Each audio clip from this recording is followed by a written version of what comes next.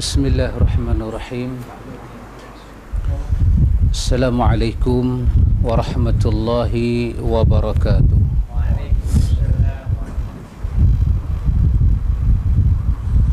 Alhamdulillah, nahmaduhu wa nasta'inuhu wa nastaghfiruh, wa na'udzu billahi min shururi anfusina wa min sayyiati a'malina. Man yahdihillahu fala mudilla lahu wa man yudlil fala hadiya lahu. Asyhadu an la ilaha illallah wahdahu la syarika lahu wa asyhadu anna Muhammadan abduhu wa rasuluh. Allahumma atina anfusana taqwaha wa zakkiha anta khairu man zakkaha anta waliyuha wa maulaha. Amin. Amma ba'du. Ikhwatul iman, ikhwatu fiddin, a'azzakumullah wa uhibbukum fillah. Alhamdulillah, alhamdulillah, summa alhamdulillah. Alhamdulillah, ikhwatul iman, kita sambung majlis ta'lim. Alhamdulillah. Malam ini ikhwatul iman kita berbincang tentang pelajaran kita pada bulan sudah, iaitu berkaitan dengan Nur Muhammad. Nur Muhammad. Cuma kerja dah siap Pak Amir. Cuma nak print out tak boleh. Dia buat perangai. Tak apa Pak Amir. Sementara kita nak buat kabinet baru, dia macam itulah. Gitulah, sibuk. Khatul iman. Cuma bila nak print tu dia tak mau keluar. Kemudian pergi kedai pula tutup. Jadi tak dapat. Tapi kerja semua siap dah. Jadi saya akan bagilah. Jadi berkenaan dengan Nur Muhammad ni, kita ada dua kerja. Kerja yang pertama iaitu berkaitan apa itu Nur Muhammad, dan kerja yang kedua berkaitan dengan kejadian alam ini semuanya berhubung dengan Nur Muhammad. Hatta padi yang kita tanam, pokok padi yang kita duk makan, beras itu, semuanya itu berasal daripada Nur Muhammad. Hatta kita ni nak jadi menteri ke, nak jadi sultan ke, nak jadi maling sekalipun, pencuri, ada kena mengena dengan Nur Muhammad. Semuanya tak lari daripada Nur Muhammad. Jadi itu pada kerja yang kedua. Jadi kerja yang pertama, saya cuma nak menerangkan Nur Muhammad itu apa. Nur Muhammad itu apa. Dalam duk mencari bahan, saya tengok kesemuanya tulisan Arab, tetapi Allah Ta'ala memberi hadiah dua buku dalam bahasa Melayu. Saya seronok, sebab kalau semua saya ambil dalam buku Arab ni, nanti sahabat tak boleh buat rujukan. Tapi Alhamdulillah, bila duk cari bahan tu, orang menghantar di Baitul Ilmu. Tak cari pun kita buku ni, tiba-tiba orang menghantar di Baitul Ilmi.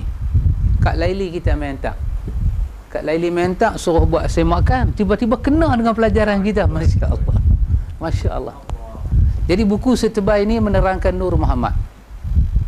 Buku setebal ini menerangkan Nur Muhammad. Saya menisbahkan kata dia, buku ini ditulis oleh Syekh Abdul Qadir Jailani. Satu, ini dalam bahasa Melayu kita. Yang kedua dalam bahasa Jawi, senang. Nama dia Kashful Ghaibiyah. Ditulis oleh karangan Al-Alim Al-Fadil Wal Khairu Kamil Al-Syekh Zainul Abidin bin Muhammad Al-Fattani. Syekh Zainul Abidin bin Muhammad Al-Fattani. Jadi Alhamdulillah, kerja jadi mudah. Kerja jadi mudah.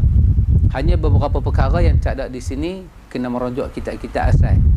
Tapi kebanyakan ada di sini, boleh photostat, boleh tengok, tapi bukan untuk beramal, untuk di mana kita bercakap itu ada sumber dia. Baik ikhwatul iman, untuk menerangkan, saya katakan dalam cerita Nur Muhammad ada dua perkara. Ada dua perkara yang sangat bercanggah dengan prinsip Ahlus Sunnah wal Jamaah. Yang pertama, ikhwan, dalam kisah Nur Muhammad ada perkara yang bertentangan dengan akidah Ahlus Sunnah. Bertentangan total. Bertentangan total. Itu kalau kita baca buku ni pun, ni Pak Long punya nah. Buku ni kita baca, buku ni baca di Batu Ilmi. Kita baru baca buku ni di Batu Ilmi hari Sabtu sudah. Tapi yang baca buku ni bukan saya. Yang baca buku ni Profesor Datuk Dr. Radhi Osman, pakar hadis kita, merupakan juga pakar rujuk kita dalam hal hadis, dalam hal ilmu Islam.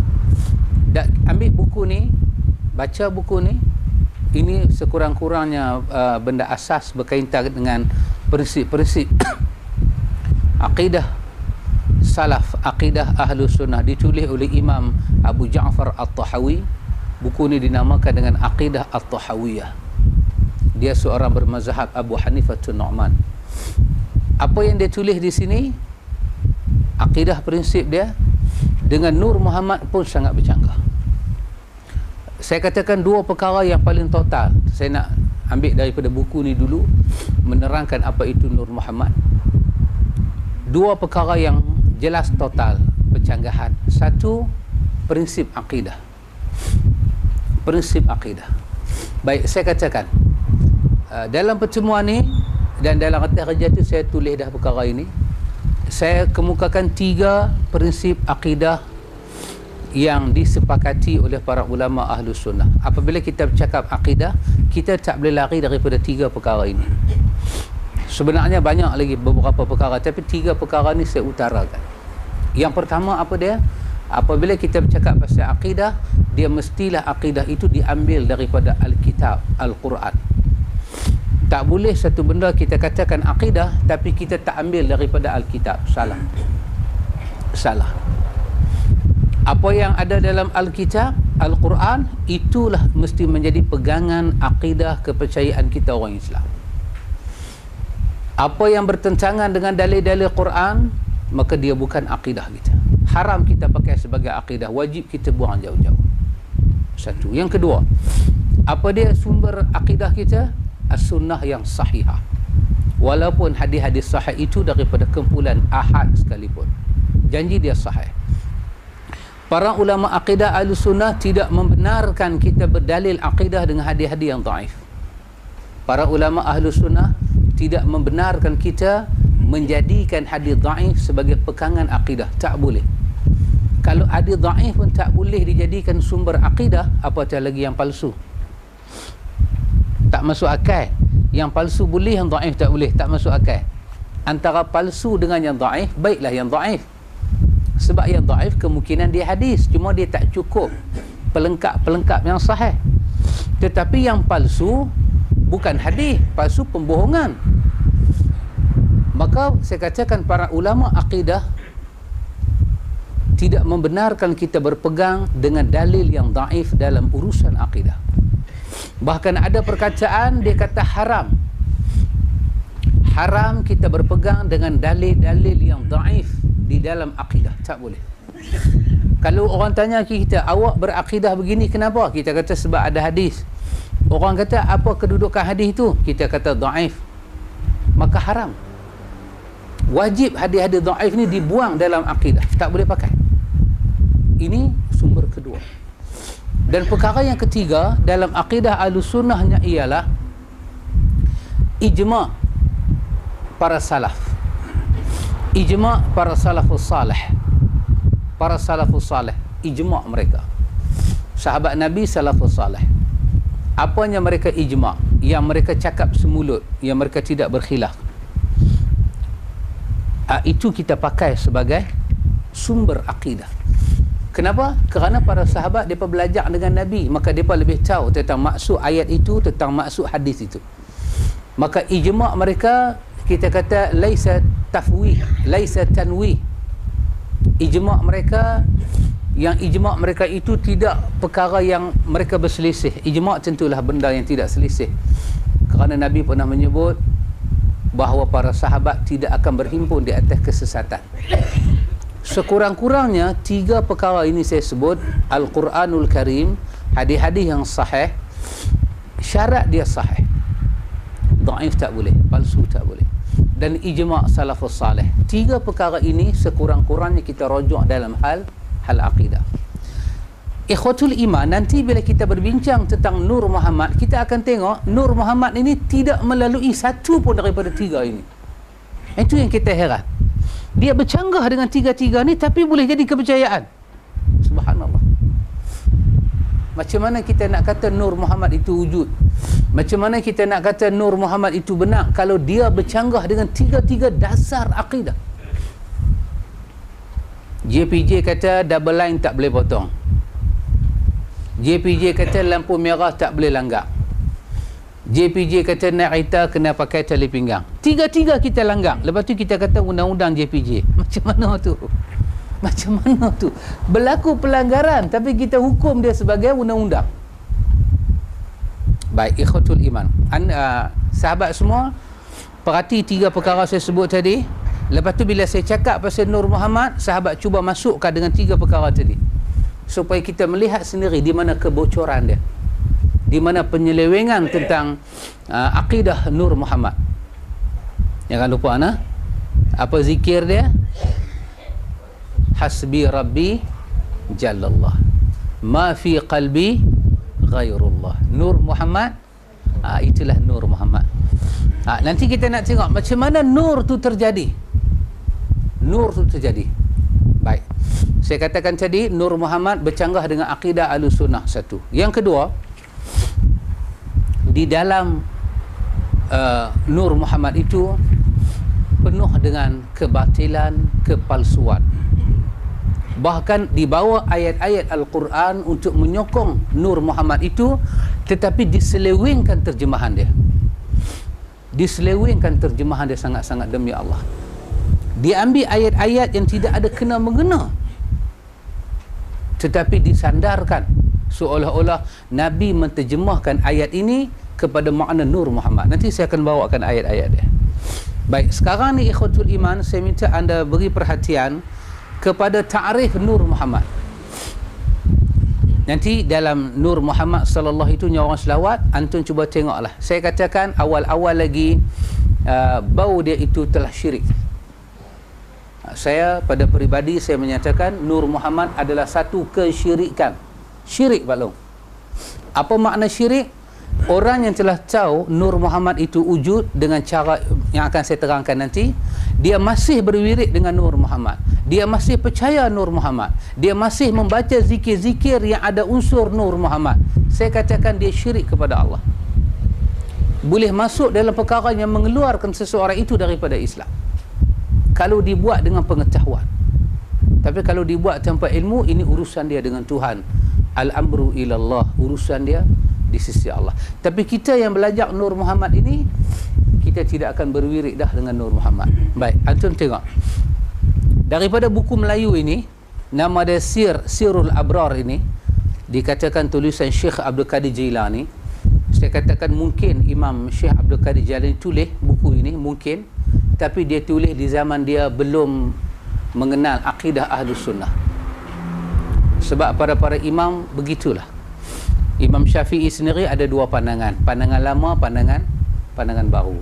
Pandangan baru dia dikatakan lebih kuat daripada pandangan lama. Kenapa itu wujud? Kerana ketika dia memberi satu pandangan, dia tak bertemu dengan dalil yang kedua. Tapi setelah dia bertemu dalil lagi, dia faham dalil lagi, dia memberi pandangan yang kedua. Dan dia mengajak orang menerima yang kedua, meninggalkan yang pertama. Yang dalam istilah fiqh kita kata qaul qadim dan qaul jadid. Imam Abu Hasan Al-Asy'ari yang kita baca buku dia Al-Ibanah fi Usuli Ad-Diyanah pun sama. Sebelum dia menulis buku ini, dia bermazhab Mu'tazilah. Kemudian dia tinggal Mu'tazilah, dia mengaji dengan Ibnu Kullab. Imam Ahmad menyatakan Ibnu Kullab keluar daripada Ahlus Sunnah, dia fasik, dia seorang yang sesat, kata Imam Ahmad. Siapa belajar dengan Ibnu Kullab, jangan datang ke majlis aku. Tapi Imam Abu Hasan Al-Asy'ari duduk dalam majlis Ibnu Kullab, maka dia terpengaruh dengan Ibnu Kullab, maka dia pun mencipta akidah yang kedua. Dulu dalam Mu'tazilah, sekarang dia berada dalam wilayah pemikiran dia sendiri. Tiba-tiba dia bertemu dengan dalil sunnah. Dia melihat perkataan Imam Ahmad, dia mula berfikir, menyebabkan dia meninggal Mu'tazilah dan Ibn Qullah, maka dia masuk dalam akidah Ahlus Sunnah. Ketika itulah dia menulis Al-Ibanah fi Usuli Ad-Diyanah. Kan baru ni kita baca bagaimana dia menentang pandangan dia Mu'tazilah dulu, dan dia menentang Jahmiyah pada menyatakan Al-Quran itu bukan kalam Allah. Dia jawab balik. Demikianlah Imam Syekh Abdul Qadir Jailani. Sebelum dia kenal Ahlus Sunnah, dia seorang yang sufi begitu dahsyat. Wirid dengan wirid bukan-bukan. Tetapi setelah dia kenal Ahlus Sunnah, dia membuat buku putih dia. Dia buat seperti Abu Hasan Asy'ari buat buku putih Aqidah Imam Abdul Qadir Jailani. Jadi buku yang menceritakan Nur Muhammad ini akidah yang lama. Dia minta orang tinggal buku ni, tapi orang masih duk pakai buku ni. Jadi nak kata salah siapa? Bukan salah dia. Habis salah siapa? Mereka dan keluarga mereka. Bukan salah dia. Mana boleh kita kata salah dia? Dia bermati-matian kata jangan ikut, tapi orang nak ikut. Termasuk di Malaysia ini mengaku mazhab Ahlus Sunnah wal Jamaah, mengaku mazhab Asy-Syafi'i, duk wirid hasbi rabbi jalallah. Tapi kalau yang wirid ini orang yang tak mengaji agama macam apa? Yang wirid ni balik Mesir. Yang wirid ni reti Arab. Yang wirid ni tok guru. Kalau tok guru pun wirid, cuba bayang anak murid macam mana? Kalau tok guru wirid, anak murid bukan kata wirid, wirid dari saokok tu. Subhanallah. Baik, mari saya ceritakan dari mana Nur Muhammad itu terjadi. Nur bermakna cahaya. Muhammad adalah nama. Jadi dikatakan cahaya Muhammad. Nur Muhammad itu di mana, daripada mana dia dijadikan dan di mana kesyirikan yang ada pada dia. Baik, saya bacakan sedikit. Nanti dalam kata kerja akan saya edarkan ada benda ni semua. Baik, begini. Kata dia asal kejadian. Allah Subhanahu wa taala pertama kali menjadikan cahaya ataupun nur yang disebut Nur Muhammad sallallahu alaihi wasallam. Daripada sifat jamalnya, Allah Taala ni ada sifat dia jamal. Nabi sendiri sebut dalam hadis Muslim. Nabi kata innallaha jamilun yuhibbul jamal. Allah Taala tu cantik, segak, indah, dan dia suka benda-benda yang cantik. Maka Allah Ta'ala daripada sifat jamal itu, beliau berkata, beliau menciptakan Nur Muhammad. Dan Nabi SAW pun bersabda, kata Nabi bahawa yang mula-mula dicipta oleh Allah adalah Nur Muhammad. Mula-mula yang dicipta oleh Allah adalah Nur Muhammad. Apa maksud dia? Masa tu siapa pun tak ada lagi, Tuhan duk seorang-seorang. Dalam akidah sifat 20 dia kata azali. Azali kan? Azali ni Tuhan duk seorang-seorang. Bukan Ghazali yang tuan nak Pak Hasan. Ni azali. Azali maksud dia Tuhan duk seorang-seorang. Alam apa pun tak ada. Maka Allah pun dengan sifat jamal yang ada, keindahan dia, dia menciptakan satu cahaya. Dia buat satu cahaya. Kosong alam ni dia buat satu cahaya. Maka cahaya itu Allah beri nama cahaya Muhammad. Baik. Macam mana Allah menciptakan cahaya ini? Ada di sini. Maka dia, yakni Allah, menciptakan cahaya Muhammad daripada cahaya ketuhanannya. Allah menciptakan Nur Muhammad daripada cahaya ketuhanannya. Kan di antara nama Allah yang orang duk wirid, dia kata An-Nur, cahaya Allah. Dalam surah Nur Allah kata Allahu nurus samawati wal ard. Allah itu adalah nur langit dan bumi. Maka Allah ni dia ada cahaya. Tentulah cahaya Tuhan, bukan cahaya elektrik. Tetapi dia kata di sini Allah mencipta Nur Muhammad, pasal itu dia panggil Nur. Nur Muhammad adalah nur ketuhanan. Dia ambil cahaya yang ada pada sifat dia sebagai Tuhan, dia keluarkan, dia cipta Nur Muhammad. Maka Nur Muhammad tercipta daripada cahaya Tuhan. Maka di alam malakut, di alam balik sana, Nur Muhammad dikenal dengan nama Ruhul Qudus. roh yang suci bersih. Senarai nama-nama Tuhan, nama apa? Al-Qudus. Apa makna? Suci, bersih. Allah tu kalau kita kata dia kudus, dia suci, dia bersih, dia suci bersih daripada syirik. Tuhan ni tak menerima syirik. La ilaha illallahu wahdahu la syarikalah. La ilaha illallah wahdah, yang esa, la syarikalah, tidak ada syirik. Maka sifat-sifat makhluk tak ada ke Tuhan. Dia kudus, bersih dia. Maka bagaimana Allah itu bersih, begitulah roh ini bersih.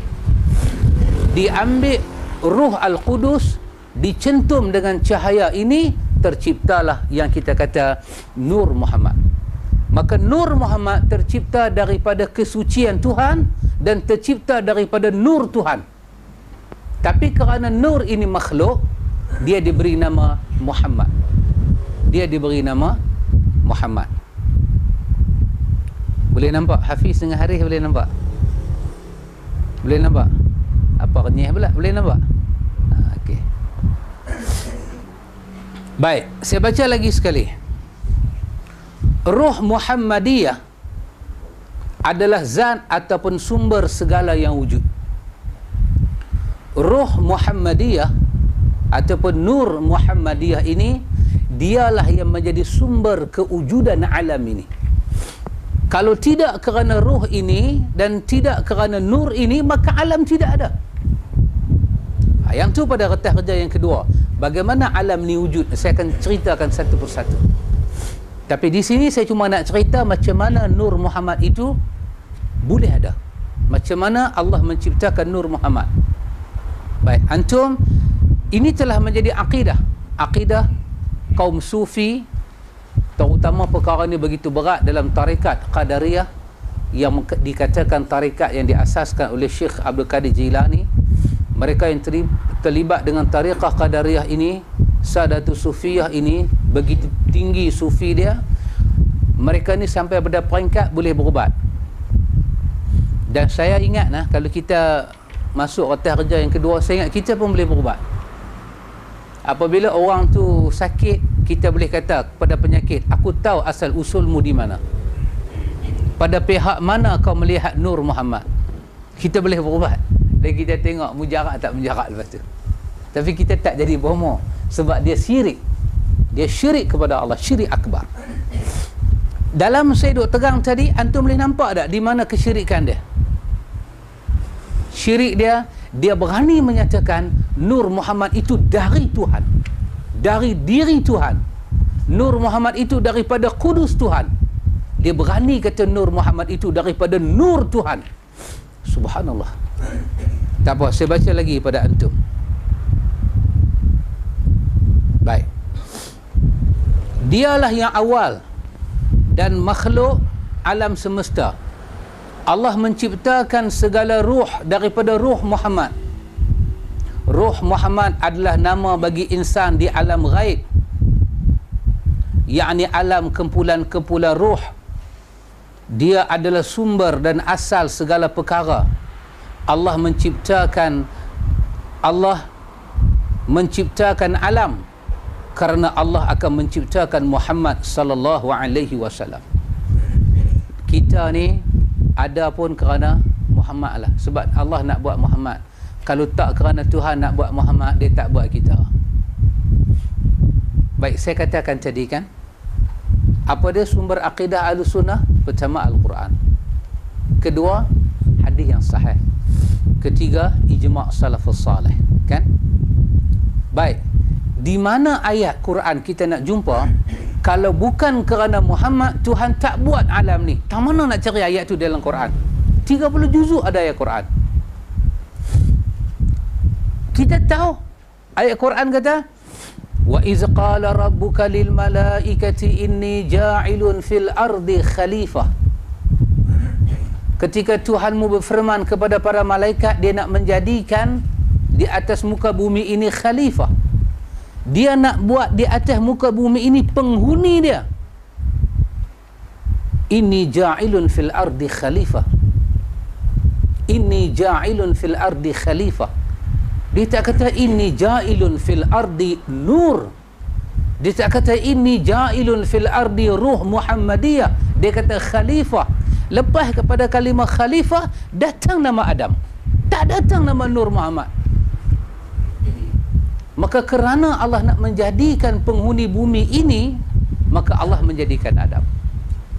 Kalau kita nak kata kerana siapa kita ada di sini, maka bahasa paling tepat kerana Adam lah kita ada di sini. Tapi di mana dia dapat kalimah tu? Kalau tidak kerana Muhammad, aku tidak akan jadikan kamu Adam. Aku tak akan buat malaikat, aku tak akan buat alam. Kerana seluruhnya berasal daripada Nur Muhammad, dan Nur itu akan kembali kepada Muhammad. Subhanallah. Dalam ayat Quran tak ada, dalam hadis-hadis yang sahih tak ada. Kita jumpalah Syekh Nasaruddin Al-Albani, orang yang buat jasa kepada kita, alhamdulillah, dalam kitab dia Silsilah Ahadis Ad-Da'ifah wal Mawdu'ah. Silsilah Ahadis Ad-Da'ifah wal Mawdu'ah. Kalau yang Arab ada 3 jilid, yang Melayu saya ingat ada 7 ke 8 jilid. Dalam jilid yang awal, Syekh Nasaruddin Al-Albani rahimahullah telah mengambil hadis tentang Nur Muhammad. Dia telah mengambil hadis tentang Nur Muhammad. Saya ingat hadis itu saya telah bubuh dalam retah kerja kita yang lalu, iaitu tentang kebatilan marhaban.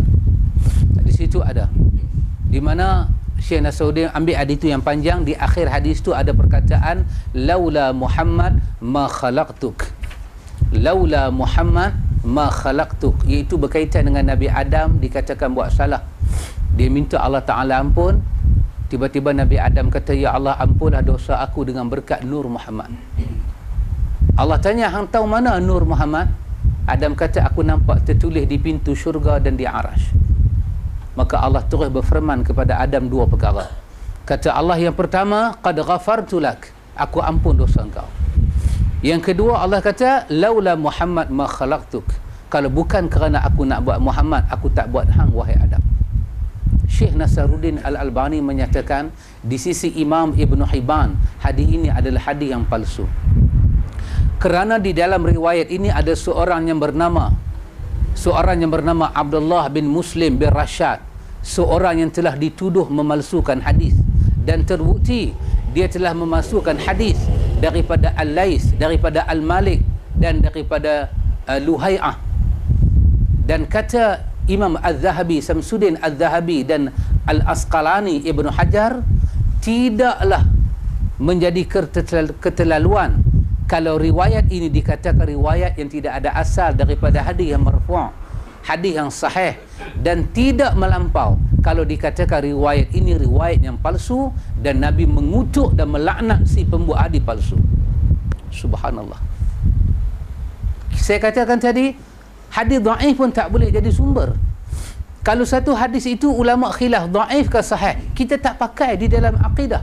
Bagaimana hadis yang para ulama sunnah kata dia palsu nak dijadikan akidah tentang Nur Muhammad? Subhanallah. Dan yang ketiga, ijma' para salafus salih. Kita kata Imam Syafi'i termasuk salafus salih. Di mana buku Syafi'i kita nak baca nama apa, bab apa yang menghuraikan tentang Nur Muhammad? Tidak ada. Tidak ada. Bahkan Ibnu Hajar Asqalani itu seorang tokoh besar ulama dalam mazhab Asy-Syafi'i, menghimpunkan hadis-hadis dan membahas hadis dalam mazhab Syafi'i. Dia menyatakan hadis Nur Muhammad adalah palsu. Nabi tak pernah sebut, orang yang buat hadis kata Nabi kata. Kejadian Nur Muhammad bercanggah dengan 3 dasar tadi, tapi dia telah menjadi suatu aliran yang sangat besar. Dia telah menjadi satu aliran yang sangat besar. Dan mereka membawa dalam kitab ini ayat 72 daripada surah Sad. Ayat 72 daripada surah Sad. Ayat ini cerita pasal Nabi Adam. Dia kata cerita pasal Nur Muhammad.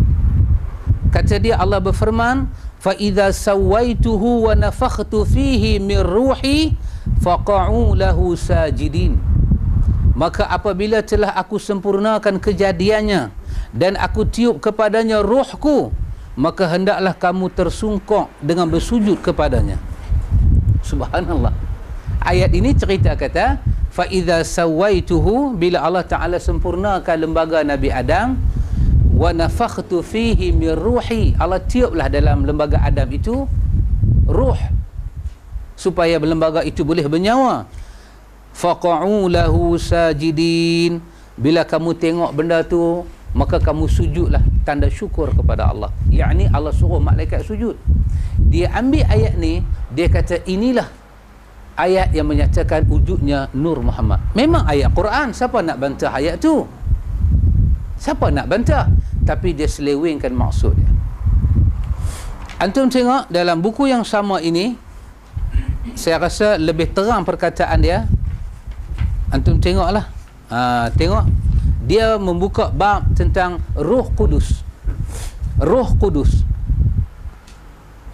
Maka di dalam Ruh Kudus ini dia cerita tentang Nur Muhammad dengan satu bahasa yang kita boleh tengok, dengan satu bahasa yang kita boleh dengar.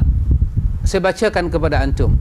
Dia kata, Allah menghembuskan roh suci itu ke dalam diri para rasul, para nabi, wali dan kekasih-kekasihnya. Roh yang suci, Allah, roh suci tadi apa dia? Ruhul Qudus. Daripada nur Allah, nurullah, diambil Ruhul Qudus, dibubuh dalam nurullah. Maka bila bertemu Al-Qudus dengan nurullah, terciptalah Nur Muhammad. Jadi daripada mana? Daripada sifat ketuhanan. Maka apabila Allah Ta'ala dah sempurna, dah buat Nur Muhammad, Allah menghembuskan ruh suci itu kepada diri para rasul, nabi, wali dan kekasih-kekasih dia. Maka apa jadi? Di sini antum beri perhatian.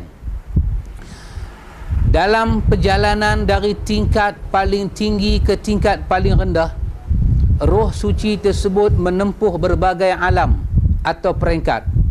Semula dia turun ke peringkat akal semesta, disebut juga peringkat kesatuan, iaitu kesatuan Ruh Muhammad dengan Allah. Takat tu baca kita berhenti, boleh fikir. Tapi dia tulis kat sini, dia bagus, dia tulis kat sini. Dia kata apa? Hal ini tidak dapat ditafsir oleh akal biasa. Dia defend awal-awal. Kerana Allah Maha Pencipta dan zatnya tidak serupa dengan zat penciptanya yang wujud di alam fana ini. Arti yang sesungguhnya hanya dapat dimengerti oleh orang yang telah mencapai tingkatan ma'rifat yang penuh dengan hakikat tinggi dan mulia. Bagi orang biasa dapat dimengerti bahawa segala yang sesuatu dicipta itu adalah dengan kehendak Allah dan berlaku dengan izinnya. Semua akan kembali padanya dan takluk pada ketetapannya yang pada hakikatnya hanya dia sahaja mengetahui sebab dan musababnya. Dia kata bila sampai peringkat ini, Allah Ta'ala cantumkan diri Tuhan dengan Nur Muhammad. Tapi dia kata kita orang biasa tak boleh fikir. Yang boleh fikir siapa dia? Mereka yang dapat makrifat dan hakikat. Kita pilihan raya yang pelekat pun tak dapat. Ini orang yang boleh hakikat dan makrifat. Di mana dia cari bahan itu? Apabila Nabi sampaikan syariat, sahabat ni faham, sahabat ni kena faham. Dan selalu Nabi kata, yang faham sampaikan pada yang tak faham, yang dengar sampaikan pada yang tak dengar. Tiba-tiba dalam kes ni, hanya sebahagian orang boleh faham, sebahagian orang tak boleh faham. Ni syariat apa ni? Ni bukan syariat Muhammad. Dia sedang pakai agama apa ni? Tak apa lagi. Ikhwatul iman. Dia kata di sini lagi, antum dengar saya baca bagaimana Nur Muhammad itu. Dia kata apa dia? Peringkat ini dinama juga dengan peringkat persamaan peringkat nama dan sifat Tuhan dengan Nur Muhammad. Inilah peringkat di mana nama Tuhan adalah nama Muhammad, sifat Tuhan adalah sifat Muhammad. Yang di kalangan sufi lebih dikenal dengan peringkat haqiqah Muhammadiyah ataupun hakikat Muhammad.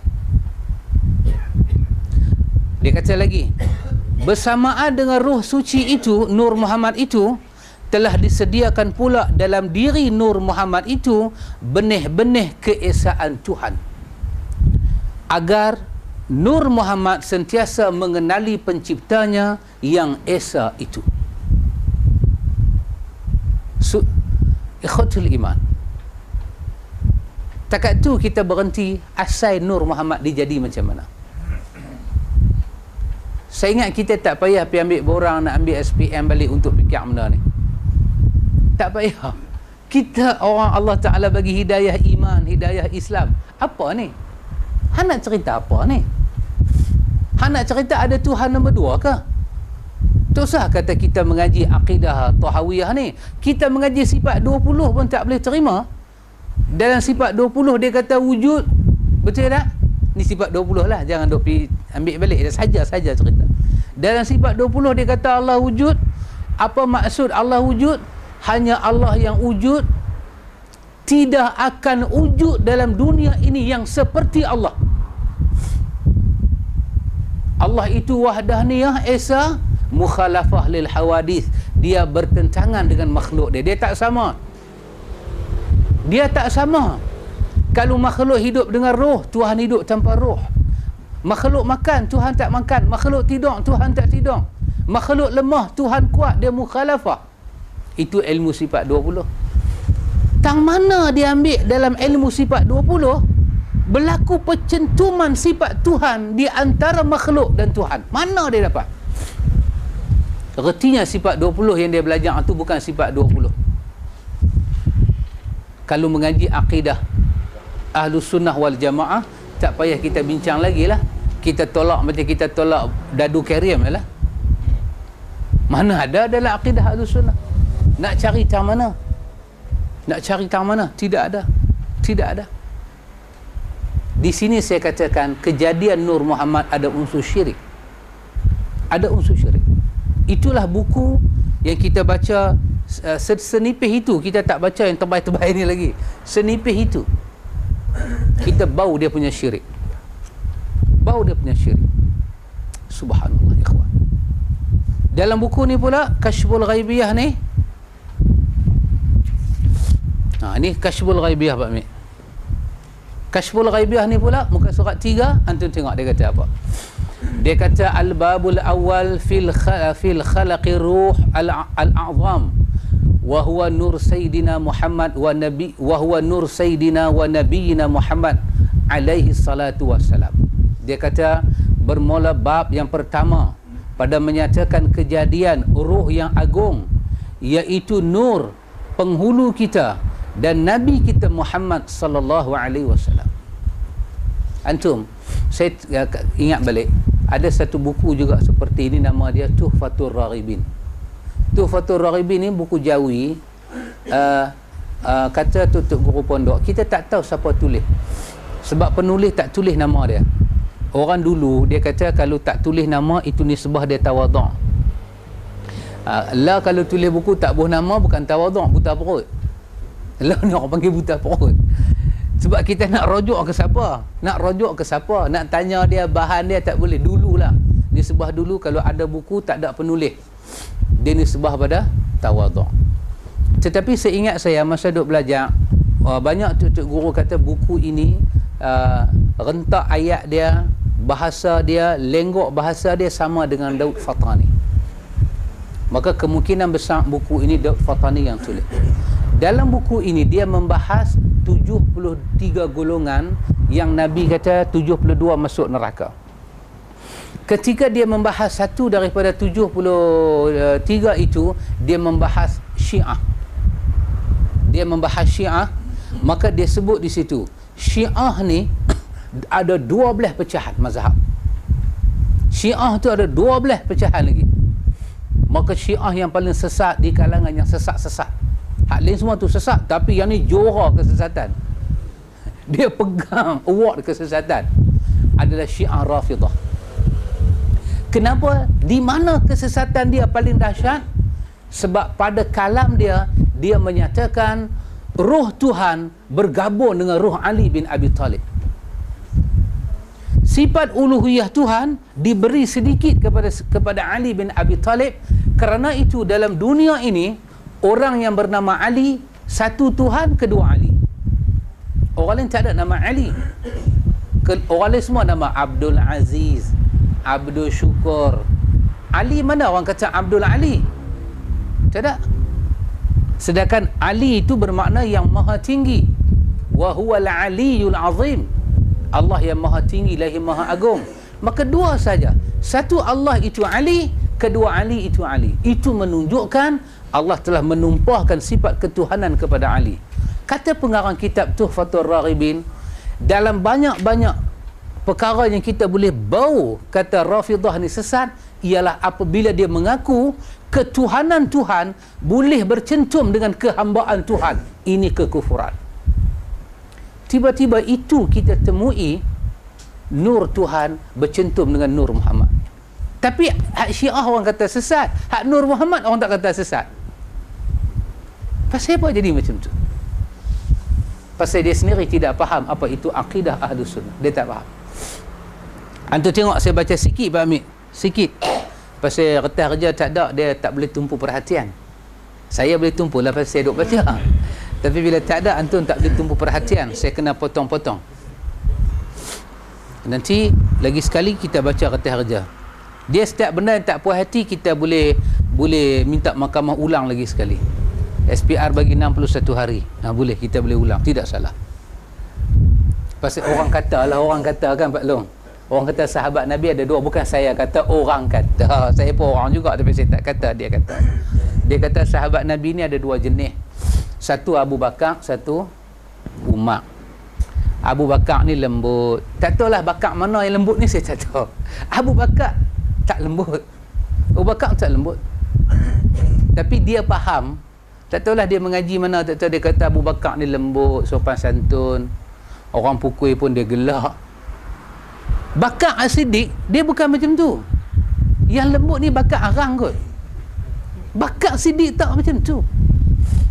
Abu Bakar As-Siddiq, ketika dia dalam hadis Imam Bukhari Muslim, dia tengok orang buang perut unta atas belakang Nabi, Nabi duduk sujud, dia pergi pukul kawan tu, menyebabkan mereka pukul dia 3 suku nyawa. Orang pergi habaq pada Fatimah, no, Pak Han kena pukul, dalam hadis Imam Bukhari Muslim. Fatimah lari keluar. Fatimah kata, awak lah apa buat kat bapa aku macam ni. Nabi tak boleh tahan. Nabi marah sangat, kita katalah bahasa kita hangat hati sangat. Nabi tadah tangan dalam doa Imam Muslim, Allahumma alaika bil Quraisy, ya Allah hang kutuklah bangsa Quraisy. Kata para ulama hadis, yang Nabi maksudkan dengan Quraisy yang kena laknat ni pembesar-pembesar mereka. 7 orang kepala pembesar. 7 pembesar. Kalau kita 6 Jahannam, Katipang, si Pitang, macam-macam nama kan.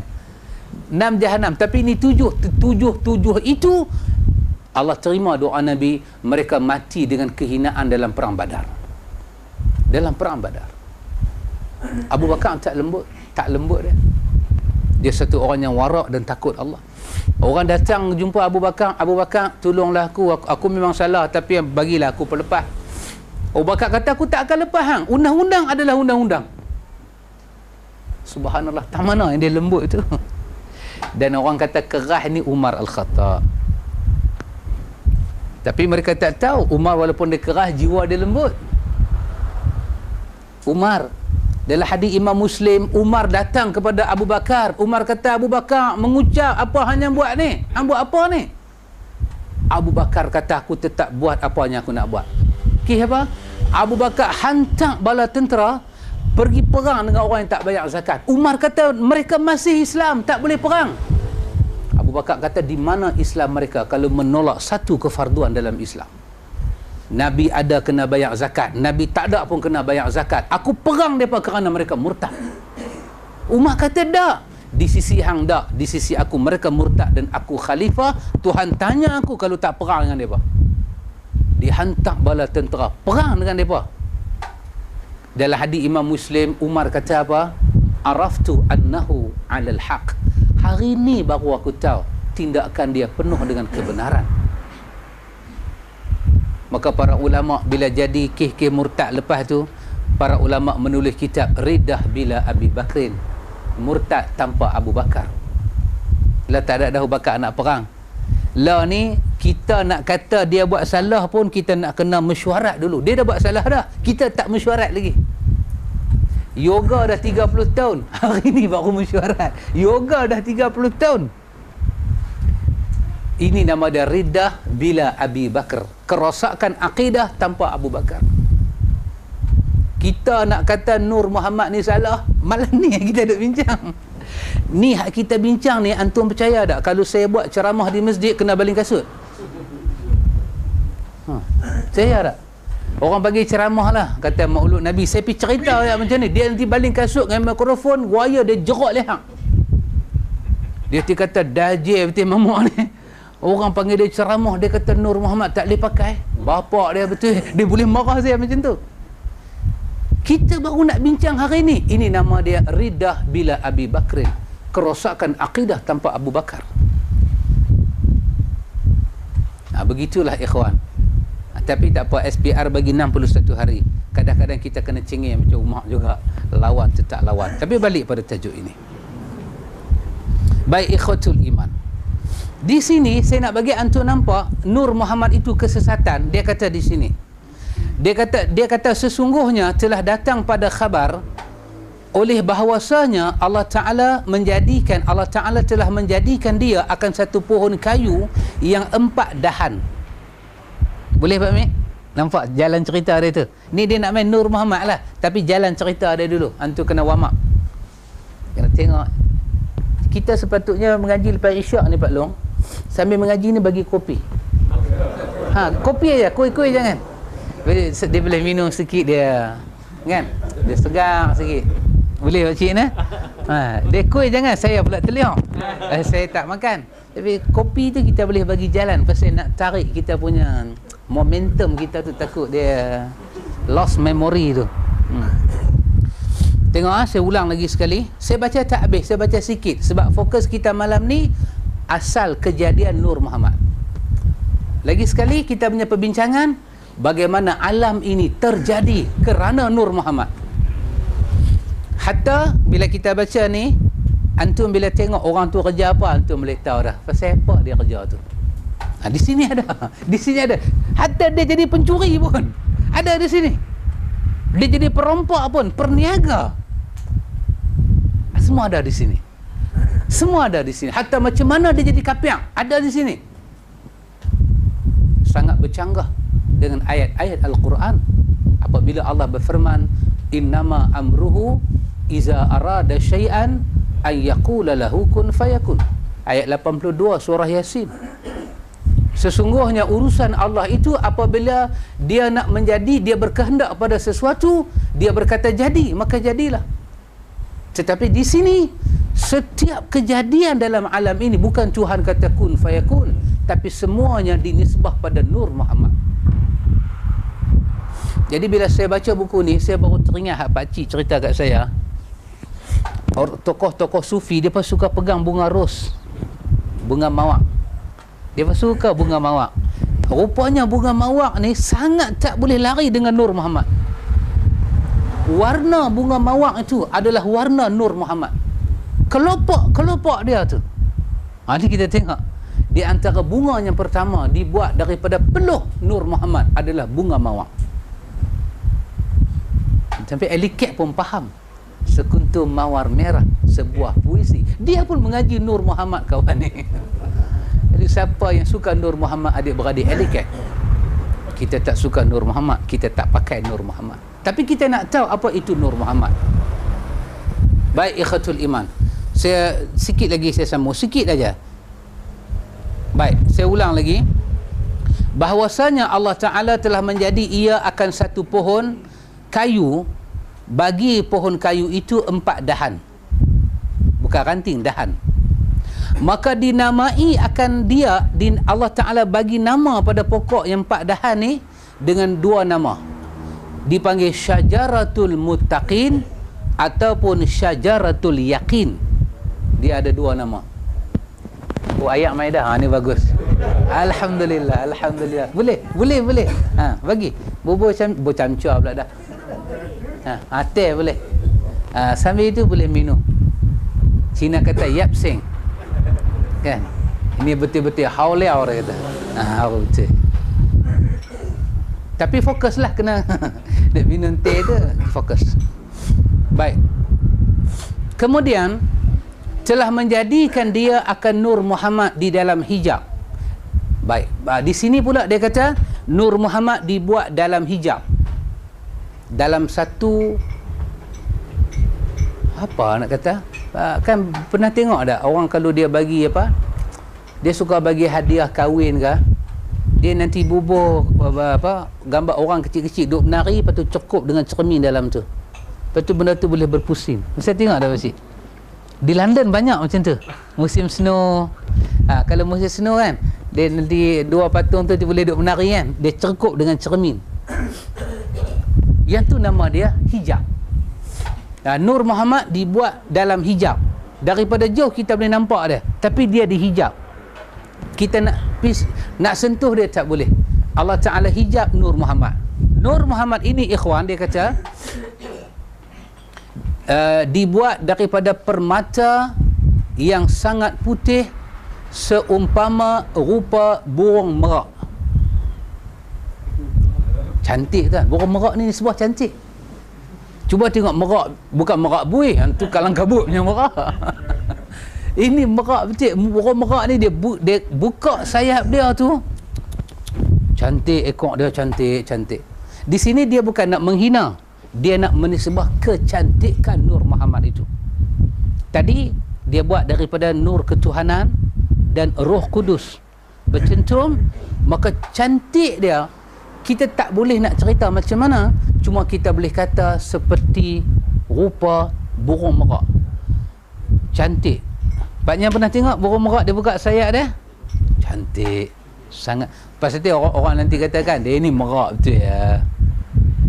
Tak apa, saya baca sikit. Dan dihantar Nur Muhammad tadi di atas pohon kayu tadi. Apa nama pokok tu? Syajaratul Yaqin ataupun Syajaratul Muttaqin. Dia ada 4 dahan. 1, 2, 3, 4. Dan Nur Muhammad datang dengan hijab yang nampak daripada jauh, diletak dia di atas pokok yang kukuh itu. Diletak dia macam ada 4 biji tangan duk datang dia di atas batang pokok yang kukuh. Dan dia daripada permata yang putih permata itu, tapi cantik macam merak. Merak ni cantik kat ekor dia lah. Cantik sangat-sangat dia kata. Baik, saya katakan lagi. Maka apa jadi? Maka bertasbihlah oleh nur itu di atas pohon kayu itu kadar 70,000 tahun. Dia duduk di situ seorang-seorang dia 70,000 tahun, tak dikira dengan bulan dan matahari.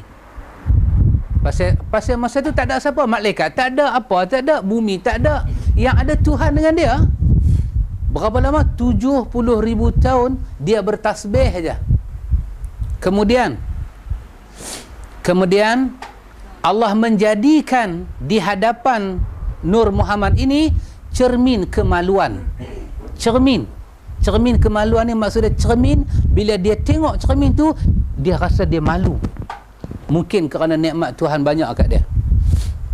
Dia ambil cermin itu, diletak di hadapan Nur Muhammad. Maka tak terkala menilai oleh merak itu dalam cermin itu, melihat ia akan rupanya terlebih elok, maka terlebih perhiasan dan kelakuan, maka malu ia daripada Allah Ta'ala, maka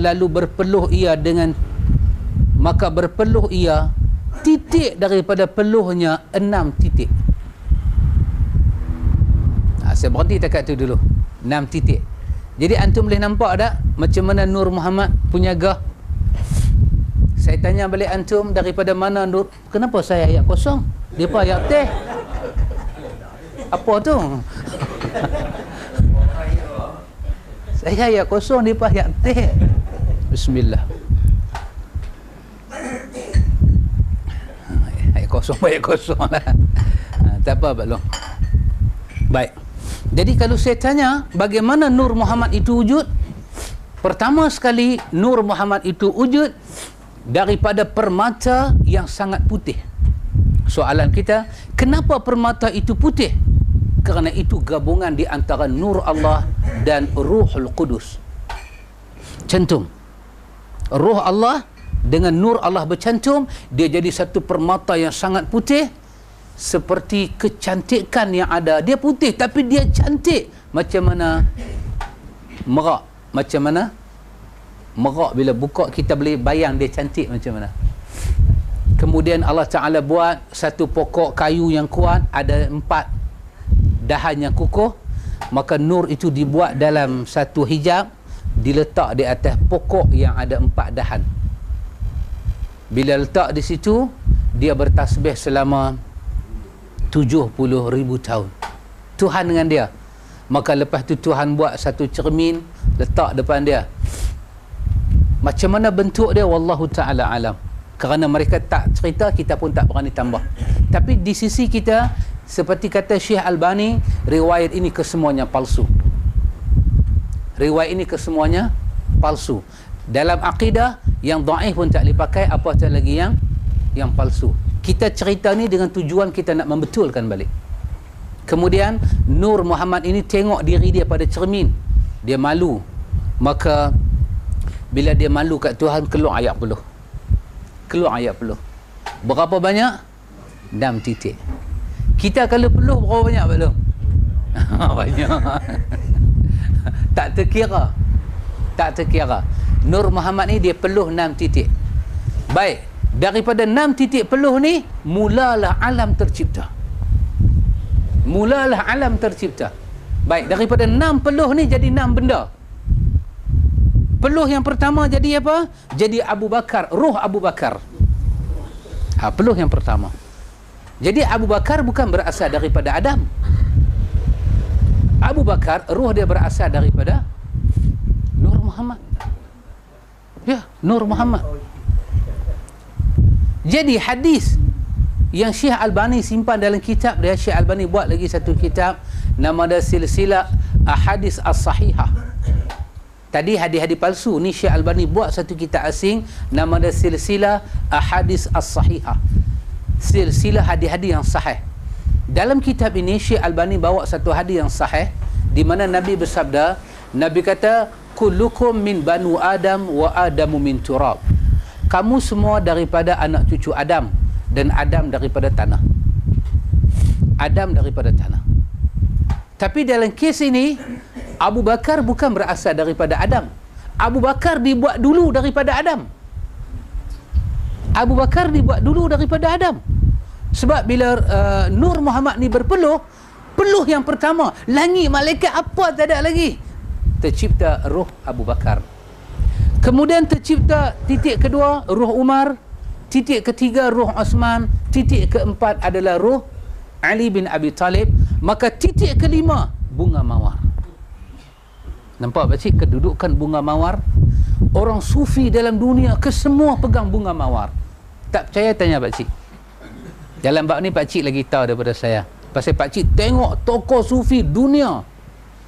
Di Turki, pakcik pergi Turki saya. Di England, silap saya betul balik. Di England, pakcik pergi tengok masjid kepunyaan tokoh sufi dunia, gambar dia besar pegang bunga ros. Bunga ros dicipta pada titik yang kelima, dan titik keenam dibuat apa? Dibuat padi. Pa'alik padaliadi, padi. Dijadikan padi. Anak saya Haris kata, nanti kita pergi cari pokok nasi, dia kata. Kita pokok nasi tak ada. Pokok padi jadi beras jadi padi. Dia nak cari pokok nasi, dia kata tak ada. Pokok padi. Jadi bila roh ini berpeluh, 6 peluh dia ada titik. Jadi Abu Bakar, jadi Umar, jadi Osman, jadi Ali, jadi bunga mawar, dan jadi pokok padi. Ada lagi kena mengena dengan kita. Kesemua ni hadis palsu, hadis yang wajib kita tolak. Apa jadi? Kemudian sujud oleh demikian Nur Muhammad itu 5 kali sujud. Dia malu kat Tuhan, dia macam ketak berpeluh. Setelah titik 6 peluh, Allah pun buat 6 benda tadi, dia pun sujud. Bermakna Nur Muhammad ini dia macam janin manusia, dia boleh sujud. Dia bukan cahaya sebarangan cahaya, dia cahaya yang hidup. Dia boleh sujud 5 kali, dia sujud. Maka jadilah atas kita akan demikian segala sujud itu fardu di waktu, diwaktukan, maka difardu oleh Allah Ta'ala 5 sembahyang atas Nabi Muhammad dan atas segala umatnya. Kemudian menilai Allah Ta'ala kepada Nur Muhammad itu pada kali yang lain, maka berpeluh ia kerana dia malu, maka berpeluh lagi. Dia sujud 5 kali, Tuhan ambil kat dia, tapi 6 benda dah jadi dah. Tuhan biar lama, Tuhan ambil tengok balik dia. Bila Tuhan tengok dia, dia tahu Tuhan tengok dia, dia malu. Apabila dia malu kali kedua, kali kedua ni lah peluh dia cukup banyak. Apabila peluh dia cukup banyak, terciptalah alam maya pada ini. Nak tahu kali ni jadi apa pula Pak Mik? Saya baca separuh saja. Lagi separuh kita tinggal bulan depan. Apa yang jadi? Maka berpeluh hidung dia dijadikan Allah Ta'ala daripada peluh hidung itu akan para malaikat. Hidung. Subhanallah. Nampak? Malaikat jadi daripada apa?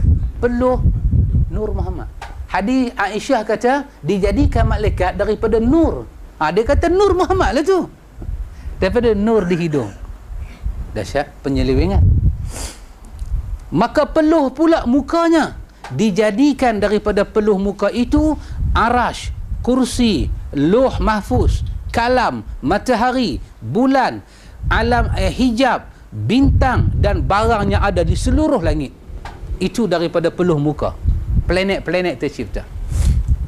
Itu saya katakan, orang sufi tidak pernah percaya manusia berasal daripada Adam.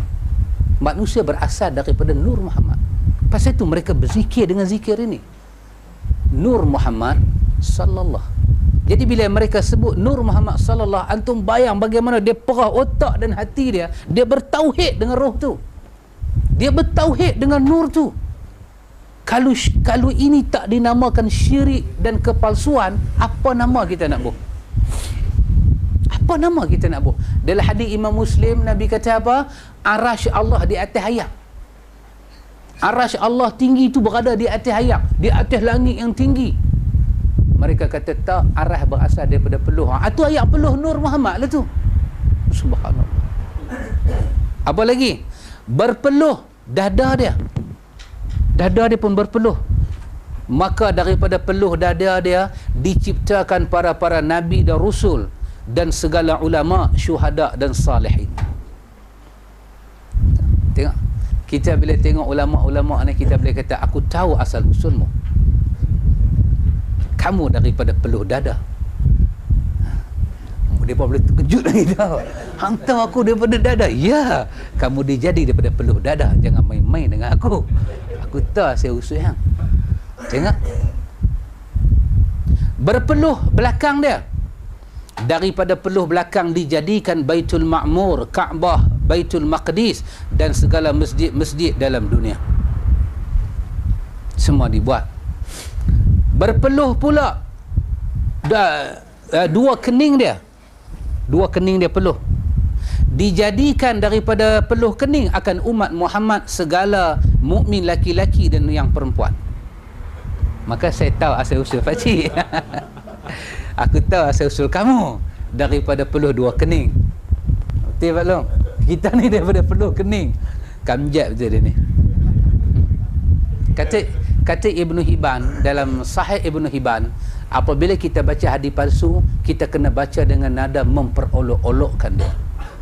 Kita tak boleh baca dengan penghormatan. Orang kata tengok mereka ni baca hadis buat melawak-melawak. Dah, hadis palsu begitulah cara baca dia. Kita tak boleh baca hadis palsu seperti serius baca hadis yang sahih. Tak boleh, dia pembohongan. Kita kena jejek dia, kita kena olok dia, dan kita kena sampaikan pada orang untuk menerangkan kepalsuan dia. Dia kata lagi apa dia? Berpeluh dua telinga dia. Dua telinga peluh Pak Mik. Apa pula nak jadi? Jadilah segala roh Yahudi, Nasara, Majusi, seperti mulhidin, orang yang tak ada agama, orang yang menentang agama, dan segala munafiqin, jadi daripada peluh telinga dia. berpeluh dua kaki dia pun peluh. Jadi Nur Muhammad ni orang lah, dia satu makhluk yang cantik daripada cahaya, duduk dalam macam manusia dia, dua kaki peluh. Apa pula jadi daripada dua kaki dia? Dijadikan segala bumi daripada timur hingga ke barat, barat ke timur, dan segala isi yang ada di dalam keduanya. Apa saja yang ada dalam bumi dan langit itu terjadi daripada peluh dua kaki. Ada Nur Muhammad baru buat bumi. Ayat Quran tadi kata apa?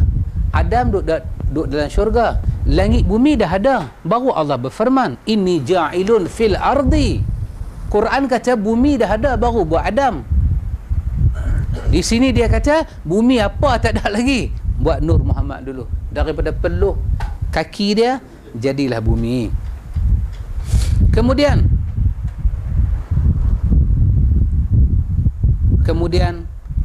bila dah peluh banyak lagu tu, dah jadi macam ni, Allah Ta'ala berfirman kepada Ruh Muhammad, Nur Muhammad ni, Allah kata kepada Nur Muhammad, tilik olehmu pada hadapan engkau ya Nur Muhammad. Allah kata sudah, tak usah duk berpeluh dah. Tuhan kata sudah. Tuhan pun tengok hadis dia punya duk cerita, gamaknya peluh tu banyak jadi rapluh juga kan. Sudah jangan duk peluh. Tuhan kata kat dia, tengok ke kanan, tengok ke kiri, tengoklah, tengok keliling hang tu ada apa, hang cuba tengok. Dia duk ada dalam hijab tu kan, dalam macam satu kaca yang true apa, cantik kan.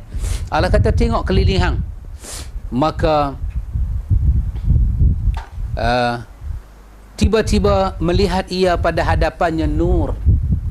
Dia pun tengok depan, dia tengok ada cahaya, dan di belakangnya nur, pada kirinya nur, pada kanannya nur. Maka Allah pun berkata pada dia, bermula nur yang depan itu adalah nur Abu Bakar, nur kiri kanan ini semua adalah nur Umar, nur Osman dan nur Ali. Kemudian bila Nur Muhammad, dia tengok dia macam dikawal oleh roh-roh yang baik-baik ni, 4 orang baik ni. Maka dia pun bertasbih 70,000 tahun pula. 70,000 tahun pula. Saya nak berhenti ke bawah ni, sambung bulan depan.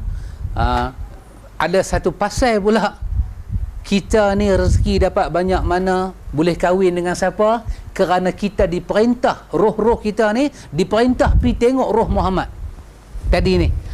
Bila orang terlalu banyak, ada yang tengok nampak terang, ada tak tengok nampak terang, maka hasil daripada itu terciptalah takdir hidup kita. Tengok macam mana sempitnya ilmu Tuhan, dia buat takdir hidup manusia berdasarkan riwayat yang batil ini. Maka kali kedua ni pula roh Muhammad bertasbih sebanyak 70,000 tahun. 70,000 tahun pula. Tadi 70,000 juga, lah 70,000 lagi. Kemudian dijadikan Allah Ta'ala, apabila Nur Muhammad ini berzikir, dia berzikir dalam keadaan peluh tu juga, Allah Ta'ala jadikan daripada peluh itu satu nur. Nur itu dipakai untuk para anbiya, bagi pada para anbiya. Menilik oleh Allah Ta'ala kepada demikian nur, maka dijadikan Allah Ta'ala akan segala arwah mereka itu, yakni dijadikan segala arwah anbiya daripada peluh roh Muhammad, dan dijadikan segala arwah umat anbiya daripada peluh arwah anbiya mereka itu, yakni arwah tiap-tiap umat dijadikan daripada peluh ruh nabinya, dan dijadikan segala ruh orang-orang mukmin daripada umat Muhammad itu, daripada peluh Muhammad. Maka kerana itulah berkata sekalian umat Muhammad, la ilaha illallah Muhammadun Rasulullah. Pasal apa kita kata la ilaha illallah Muhammad Rasulullah tu? Muhammad Rasulullah itu, itulah Nur Muhammad. Pasal itu kita kata Muhammad Rasulullah, kerana itulah Nur Muhammad. Subhanallah. Antum tengok kesyirikan dia, kemungkaran dia macam mana. Rupanya kita duk kata la ilaha illallah ni, Muhammadur Rasulullah, dia tak nisbah kuat pada Nabi kita hak Muhammad ni. Dia nisbah Muhammad itu siapa dia? Nur Muhammad juga. Nur Muhammad juga. Nur Muhammad itu tumpah kepada Muhammad yang jadi Rasul ini. Maka Nur Muhammad yang asal itu lebih agung daripada Muhammad ini. Kita menyatakan Muhammadur Rasulullah kerana Nur Muhammad. Maka dia kata di sini, kerana itulah sekalian umat Muhammad menyatakan la ilaha illallah Muhammadur Rasulullah. Kemudian dijadikan Allah Ta'ala akan kandil daripada aqiq yang merah. Kandil ni macam satu pelita, bahasa lama kan. Daripada pelita tu dia berapi, tapi dia seperti batu akik yang merah. Api dia macam batu akik.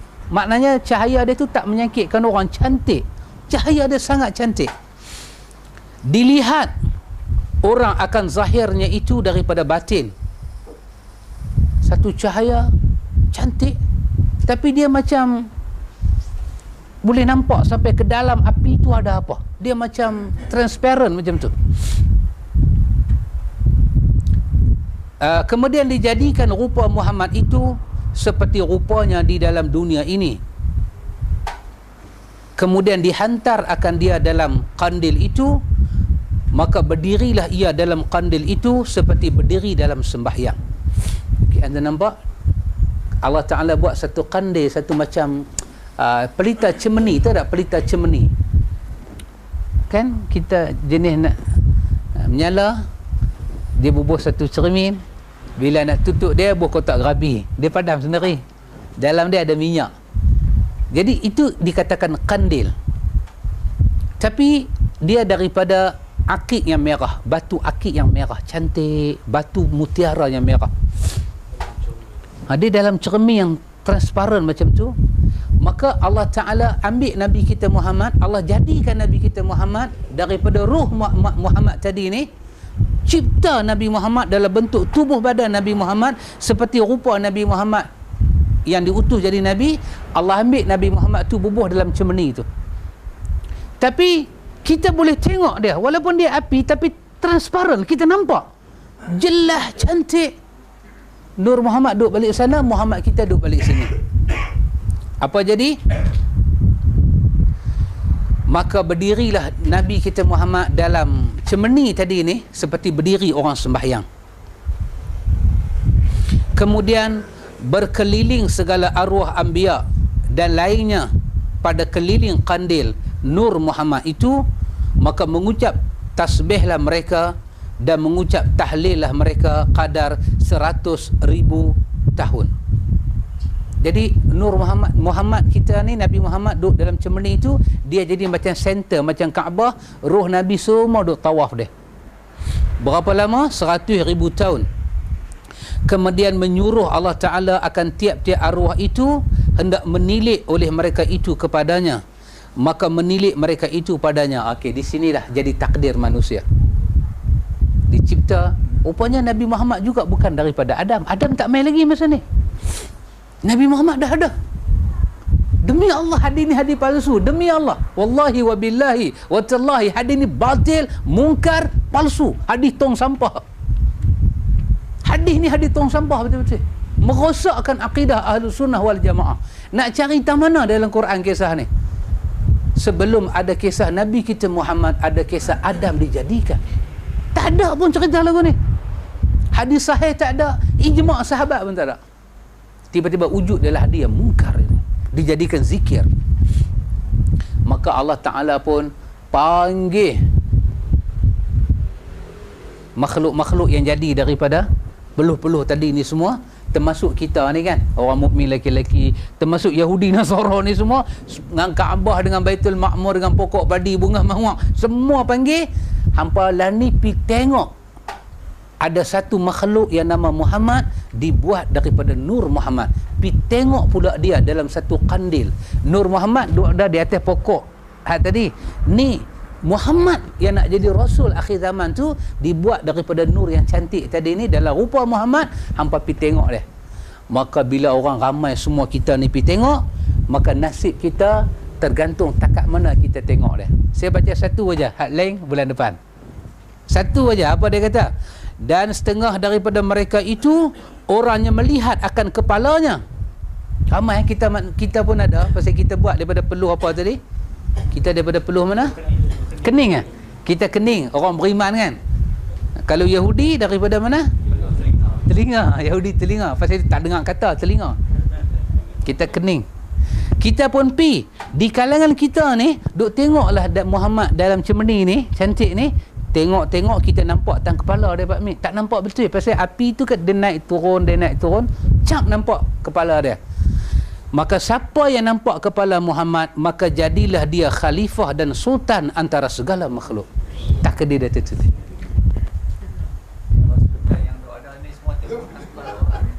Apa satu dia pun jadi lagu tu. Kan rupanya ni sultan-sultan ni tengok kepala, kaki tak ada yang tengok. Tu besar kepala, tak tentu hala. Nampak kepala, tak nampak penuh. Baik, setengah daripada mereka orang yang melihat akan dahinya, maka jadilah ia amir yang adil. Nampak tandai dia jadi amir pemerintah yang adil. Tapi Malaysia tak ada lagi lah. Kelantan ni tak jawatan lah. Kira tak ada. Habis. Nak tengok kita ni, saya ni, Pak Long, Pak Amir, KTM. Ada KTM kat sini. Macam mana kita pergi tengok peluh dia tu? Setengah daripada mereka orang melihat akan dua telinga, maka jadilah dia hafiz bagi kalamullah Al-Quran. Telinga. Yang ni bukan dekat Nur Muhammad, dekat Nabi Muhammad ni yang duduk dalam kandil tadi. Tengok nampak tang telinga. Jadi hafiz Quran. Jadi kita pun tengok orang hafiz Quran, aku tahu asal usulmu. Aku tahu tang mana kau lihat. Kau lihat tang telinga. Dia tanya kita pula, hang pula nampak tang mana? Tak sampai lagi, panjang dok dah lagi ni. Tak tahu lagi kita tang mana. Setengah mereka orang yang melihat akan dua keningnya, maka jadilah dia tukang lukis. Tukang lukis. Apa orang putih panggil? Artis. Tukang lukis. Saya ada kawan Pak Mik di Jelutong, dia pandai lukis. Dia lukis gambar pemandangan macam kita nak masuk dalam color dia. Tapi syarat dia kena bubuh ni dulu. Dia kalau kena ganja, dia lukis cantik. Tapi kalau dia tak kena ganja, tak boleh lukis. Rupanya tang situ. Setengah mereka itu orang yang melihat akan dua telinga, maka jadilah dia menuntut dengar dan menerima. Senang nasihat. Kita cakap dia tak lawan. Setengah mereka itu orang melihat akan dua pipinya, maka jadilah dia berbuat baik dan berakal. Jadi hak baki itu bulan depan. Kita berhenti takat tu. Jadi ikhwatul iman, takat ni kita baca ikhwan, apa tak kena dengan Nur Muhammad ni? Saya tanya pula antum. Antum jangan tanya saya. Saya tanya kat antum, macam mana tak kena Nur Muhammad ni?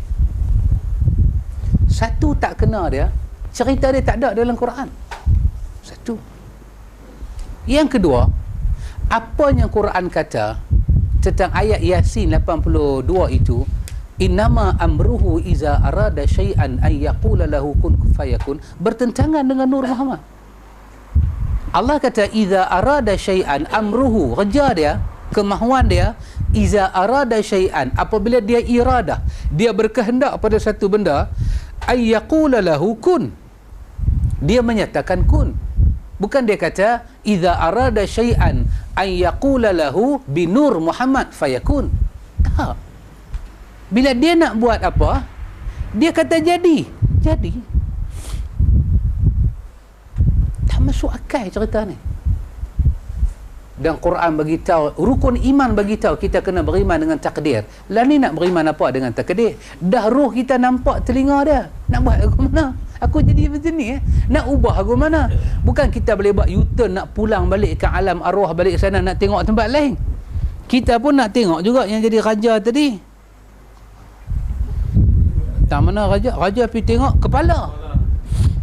Kalau boleh buat U-turn lah balik, remote control tu kita boleh tang dia punya riu tu balik, kita nak pergi tengok kepala. Kita pun nak juga jadi raja. Dalam Malaysia, keturunan mamak jadi raja tak ada lagi. Mana? Raja Gopal ada. Itu raja tak syar'i. Kan? Kita pun nak juga. Tapi macam mana awak yang kita pergi tengok tang kepala hari tu? Kita pun dah tak ingat. Dalam buku ni, dia buat main satu cerita lagi, pasal apa kita jadi tak ingat. Ada cerita dia pula. Ada cerita dia. Saya akan cerita bahagian yang kedua. Banyak lagi ni nak tahu karier jadi apa, jadi pencuri. Macam mana boleh jadi pencuri ni? Rupanya dia pergi tengok tempat salah tengok. Dia sudah pergi tengok tempat tak boleh tengok, jadi pencuri terus. Jadi, subhanallah. Quran, rukun iman itu ada 6, di antaranya beriman dengan qada dan qadar. Tak ada langsung. Tak ada langsung. Hadis sahih tak ada, semuanya hadis palsu. Antum bayang, apabila orang itu menyatakan hasbi rabbi jalallah ma fi qalbi ghairullah nur Muhammad sallallahu, apa yang ada pada zikir itu? Artinya dia sedang menyatukan sifat Tuhan dengan sifat Nur Muhammad. Dia sedang menyatakan urusan takdir dia berada pada Nur Muhammad. Ini sangat bertentangan dengan nas Al-Quran dan sunnah yang sahih. Sunnah yang sahih. Subhanallah ikhwan. Jadi antum boleh bayanglah kesilapan-kesilapan yang ada, mungkar-mungkar yang ada bila orang berzikir dengan Nur Muhammad ini.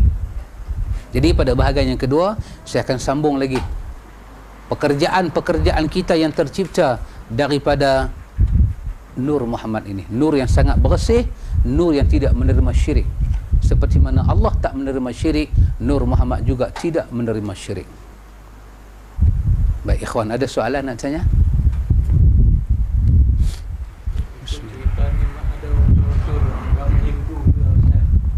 Oh macam tu nah. Tentang apa merak. Merak. Merak tu agama Hindu dia puja merak. Oh. Dan dalam pesta-pesta dia bawa merak. Ya betul. Nampaknya penulis ni dia gunakan imajinasi dia campur dengan Hindu. Masya Allah. Mungkin masa tu agama Hindu kan di Nusantara ni mengamalkan Hindu, ya. Baru datang Islam. Jadi di situlah dia campur aduk kan. Banyak imajinasi. Dewa-dewa. Kan? Ada pokok 4 tangan, kaca semua. Jadi itulah. Jadi kalau begitu, zikir Nur Muhammad ni ambil daripada beda lah. Mungkin daripada beda. Wallahu a'lam. Satu benda yang sangat menakutkan. Tapi dah jadi agama, tidak ikhwan? Dah jadi agama. Orang Sufi, orang Syiah. Syiah ni tak semua terima Nur Muhammad. Seingat saya, pengalaman yang saya tengok, Syiah Ismailiyah. Mereka kuat dengan Nur Muhammad. Zikir mereka semua Nur Muhammad. Bahkan dalam buku Marhaban yang kita baca tu penuh dengan Nur Muhammad. Apa dia? Wa usalli wa usallim ala nur. Aku berselawat dan aku bersalam pada Nur Muhammad. Walamma aradallahu, itu adalah Nur Muhammad. Dalam buku Marhaban berlambak tempat Nur Muhammad. Rupanya cerita-cerita ini batil, mungkar, sebahagiannya syirik, sebahagian daripada hadis-hadis palsu. Kita dah baca ada hadis Nabi kata siapa buat hadis palsu, Allah Ta'ala laknat dia, bubuh satu tempat dalam neraka. Subhanallah, kita kena hati-hati ya. Kita kena hati-hati, sangat hati-hati. Jadi ikhwan, apa yang kita tahu, kita jangan benarkan keluarga kita mempercayai Nur Muhammad dan berzikir dengan Nur Muhammad. Tidak ada Nur Muhammad. Nur Muhammad satu kebatilan, buang dia jauh-jauh. Kalau antum pergi ceramah, penceramah cerita Nur Muhammad, antum nak buat macam mana?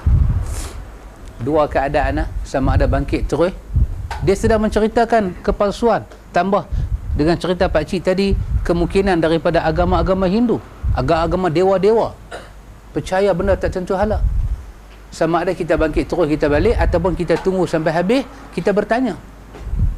Tapi kalau ia Sulaiman Ayub Sakhtiyani kata, sepanjang kita duduk dalam majlis mungkar, yang kita tak boleh nak buat apa-apa, dia suruh kita jari ni masuk dalam telinga. Dia duk cerita Nur Muhammad, ataupun cengih-cengih lagi, tuan-tuan ikut saya tuan-tuan, kita nak berzikir Nur Muhammad sallallahu. Dia suruh Sulaiman Sakhtiyani dalam kitab Talbisul Iblis oleh Abdul Rahman Ibn Jauzi, dia kata masukkan anak jari dalam telinga. Kalau orang tu berkelumbur dengan serban, dia suruh tutup muka dia, tutup. Tapi mampukah kita buat lagu tu? Zikir ni dia sikit siap-siap dah. Habis solat subuh dia pergi. Allahumma hadina fi man hadait, Nur Muhammad keluar. Hidayah tak sampai. Tapi kalau ustaz-ustaz yang baca, siapa nak kata tak betul? Ustaz-ustaz ni tempat orang jawab, bagi soalan dia jawab, menerangkan agama. Kalau dia cerita, siapa tak percaya? Zikir ni memang lama dah baca. Memang terkenal dekat universiti lah, penuntut lah yang banyak Amal ni. Zikir ni selalunya waktu dia mulai.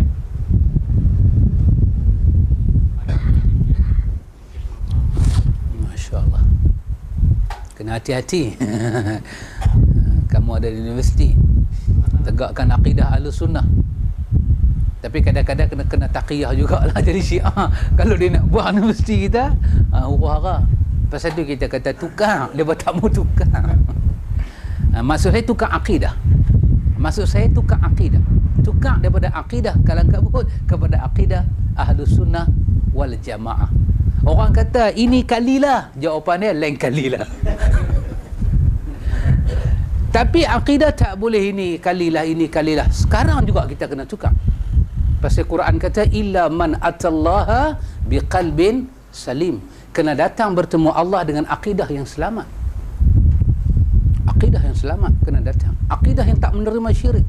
Kalau Ruh Muhammad bersatu dengan tauhid Tuhan, sebahagian Esa Tuhan diberi pada Nur Muhammad, kalau ini bukan syirik, apa nama? Apa nama ni? Tapi heran, selagi tak mengaji akidah Ahlussunnah, kita tak boleh bau syirik. Macam tersumbat hidung kita. Bahkan kita nampak apa salahnya. Demi Allah saya katakan itu. Ustaz-ustaz kita mengaji sifat 20, dengan ilmu sifat 20 tu kita kata guna ilmu akidah tu, tengok, jadikan filter akidah ni, kaji tak mana silap Nur Muhammad. Dia tak jumpa. Dia kata macam dalam buku ni, dia kata ada khabar. Tu ustaz-ustaz kata ni dia sebut ada khabar. Kita kata ada khabar. Sudirman kata apa khabar orang kampung? Ada khabar. Tetapi di sisi ulama hadis, khabar ada berapa jenis? Khabar sahih, khabar daif, khabar palsu.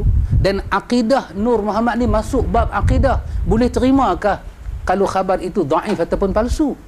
Tak boleh. Ilmu sifat 20 tak boleh bau kesyirikan. Tak ada jalan. Kita kena mengaji akidah Tahawiyah.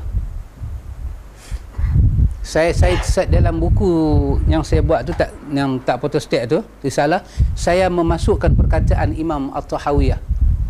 Dalam buku ni dia ada mengeluarkan kata-kata dia yang sangat menarik. Saya bubuh di situ. Tapi tak ingat dah muka surat berapa nah. Nak kena syari. Tapi tak apa, boleh jumpa, jangan ditakutkan. Tapi saya bubuh lah. Dalam akidah tu saya bubuh perkataan Imam At-Tahawi ni, perkataannya sangat menarik tentang pelajaran akidah. Ya, antum tengok pada muka surat 60 ni dia kata apa? Imam Tahawi dia kata di sini. Imam Abu Ja'far Tahawi dia bagi satu pelajaran pada kita. Dia kata apa? Dia kata faman rama ilma ma hudira anhu ilmuhu. Dia kata barang siapa mencari ilmu yang dilarang. Nur Muhammad ni antum ingat dia masuk ilmu yang disuruh ke dilarang? Dia dilarang. Siapa yang mencari ilmu akidah yang dilarang untuk diketahuinya, untuk diambil tahu, walam yaqna' bitaslim fahmuhu. Dia pula dia nak pergi cari ilmu yang dilarang dalam akidah, dia tak boleh puas hati dengan kaedah yang ada di dalam Ahlussunnah ni, kaedah dia terima Quran, terima sunnah yang sahih, terima sahabat ni, dia tak puas hati. Dia rasa macam tak cukup. Dia belajar ni dia rasa macam tak luas, macam tak dalam lagi, macam tak habis lagi. Dia nak pergi cari yang terlarang. Kata Imam At-Tahawi, hajabahu maramuhu an khalisi tauhid. Jaga baik-baik, ilmu yang dia cari itu tak ambil daripada ahlu sunnah, ilmu itu akan memalingkan dia daripada kemurnian tauhid. Ilmu itu akan halang dia dapat pengenalan wasahihul iman, mendapat kebenaran iman. Apa akan jadi pada dia? Dia tulis di sini, dia kata dia berada dalam posisi yang ragu antara keimanan dan kekafiran. Ilmu yang baru itu akan membawa dia antara benar dan dusta, antara mengaku dan engkar. Dia berada dalam was-was, bingung, ragu dan sesat. Orang seperti itu tidak tergolong sebagai orang mukmin yang membenarkan dan bukan pula sebagai penentang yang mendustakan. Dia duduk tengah-tengah, muzabzabina baina haula'i wa haula'i. Dia jadi muzabzabi. Dia mengaji sifat 20, dia tak nampak penyelewengan. Dia dah khatam dah kitab sifat 20. Dia main mengaji dengan kita, dia nampak penyelewengan. Dia duduk tengah-tengah. Dia jadi raplah. Dengan ilmu dia tak nampak. Dengan bahan baru dia dengar, percanggahan. Dia jadi muzabzabi. Dia nak pegang yang mana? Kata Imam Tahawi, ini akan jadi pada orang yang tak berpuas hati dengan akidah Al-Quran dan Sunnah. Allah akan campak kebenaran iman. Allah bagi keraguan. Pasal itu tak boleh. Kita kena ambil pada sumber tadi, Al-Quran, Sunnah yang sahih dan ijma' salafus salih dalam hal akidah. Jadi kita tinggalkan sahabat Nur Muhammad ini. Jadi kita sambung pada bulan depan. Bulan depan 4 Lorna? Bulan depan. Dan kita ada lagi satu perkara yang kita nak sembang, tapi menunggu Profesor Dr. Razi punya lampu hijau, pasal kita nak panggil Dr. Razi duduk. Sebab saya nak menceritakan dan nak minta Dr. Razi buat penjernihan berkenaan dengan majlis khatam Quran yang saya tengok di Baghdad. Di sini kan ada majlis khatam Quran, kan? Bila nak kahwin, orang panggil seratam. Saya melihat di Baghdad, majlis khatam Quran adalah majlis menghina Al-Quran. Dibuat oleh Syiah Rafidah. Bahkan sampai pada peringkat Quran kita ni, dia ambil lagu ni, dia baling. Pada dia kata khatamu hadzal Quran. Tutuplah Quran ini, bukalah Quran yang akan diambil oleh Al-Mahdi. Dan dia buat majlis makan, seronok, halawiyat, manisan diedarkan. Dan dia membaca doa supaya Allah laknat Quran yang dibuat oleh Rasam Osmani. Diminta Masahaf Fatimah itu diangkat, Quran Fatimah diangkat. Jadi adakah majlis khatam Quran kita di sebelah Nusantara ini ada tali temali dengan mereka, ataupun memang berasal daripada mereka? Para ulama kita telah membuat sikit pemutihan. Kalau benar itu berasal dari mereka, walaupun dah putih dah tonyoh, masihkah kita patut kekalkan? Saya nak mencerita pengalaman saya dan supaya mendapat respon daripada tuan guru kita. Setakat mana yang saya tengok kebenaran dia, dan setakat mana pencentuman dengan adat di Malaysia ini boleh dibuat. Yang tu kita akan buat dalam bentuk macam usrah sedikit. Saya bercakap, kemudian minta Dr. Radhi memberi sedikit pencerahan. Kalau ikut hati saya, ikut hatilah, in my feeling lah, tengok apa yang ada ni, saya nak katalah majlis khatam Quran tu sebahagiannya bau syirik, sebahagiannya syirik. Tapi nak menghukum satu benda itu syirik memerlukan penelitian yang begitu kemas. Sebab orang kita ni pun bab khatam Quran lagi kita cakap, dia tak pernah dengar. Allah dia kata tengok marhaban dah tak boleh, tahlil dah tak boleh, ni mai pula Nur Muhammad tak boleh, dia ni nak bagi tahu khatam Quran tak boleh. Pocik dia kata mampu lah, apa yang boleh ni? Dia raplah benda bid'ah tak lebat, dia raplah. Benda sunnah duk ada khazanah dia tak buat lagi, dia tak raplah. Jadi kita kena berhati-hatilah ikhwatul iman. Maka ini kita berhenti dekat ni dululah. Wallahu ta'ala alam. Semoga diberkati Allah dunia sampai akhirat. Subhanakallahumma wa bihamdika asyhadu an la ilaha illa anta astaghfiruka wa atubu ilaik. Allahumma rabbana atina min ladunka rahmah wa hayyi lana min amrina rasyada. Wassallallahu ala nabi Muhammad walhamdulillahi rabbil alamin.